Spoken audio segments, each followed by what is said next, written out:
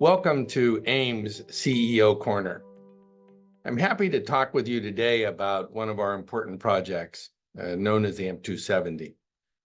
This is utilizing Ampligen as a single agent in treatment of locally advanced pancreatic cancer.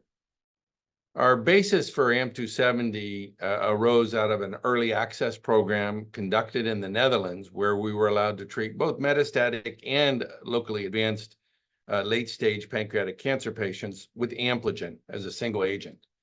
And that study yielded very, very positive results when compared to well-matched historical controls. The data was sufficient not only to establish efficacy, but also safety, and at levels that were sufficient to allow us to obtain orphan drug designations from both the FDA and the EMA. Now, the AMP270 program in the United States is currently where we have, I believe, 3 sites enrolling.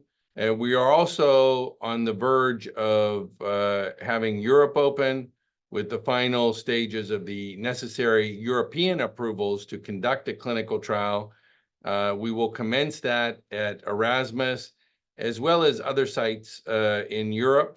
At Erasmus, we feel like we should have not only a relatively rapid enrollment, but begin dosing patients in a fairly rapid fashion, based upon the fact that there are a number of subjects that are under observation in the process leading up to the ability to enroll and dose. It's a fairly extensive pre-treatment process before drugs are administered in this protocol. Now, we're very enthusiastic about the opportunity to help locally advanced patients, and in many respects, the standard of care in Europe, it makes it easier for us to work and develop a subject population for AMP270 in Europe.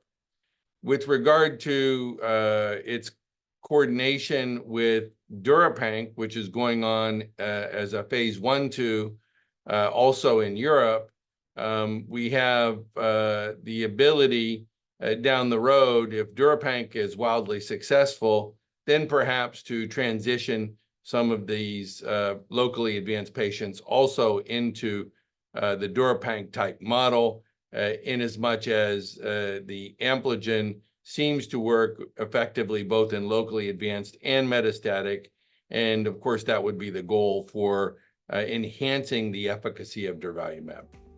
Thank you very much for your interest, and I look forward to seeing you soon in another one of our CEO Corner talks.